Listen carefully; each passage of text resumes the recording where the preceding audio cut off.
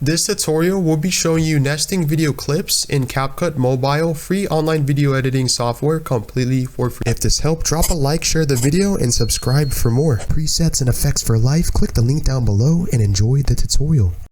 Video has been loaded, or you have multiple video clips. Video 1, Video 2, Video 3 on Capcut Mobile. Basically, you want to scroll to the right, and in between video clip 1 and video clip number 2, click this icon in the middle hand screen. Open up the overlays. Basically, we have trending, pro, overlay, movement, and so many different effects. Click split, scroll down until you see split IV, the bottom left hand screen. Click the check mark. Basically, you want to do this to your other video clips. Go to the right and click in the middle hand screen from video 2 to video number 3. And again, you can choose a transition if you'd like and click the check mark.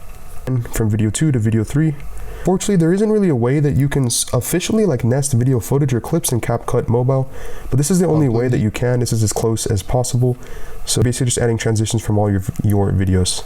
And that's how you do it in Capcut Mobile completely for free. Again, if you found value, drop a like, share the video, subscribe to the channel.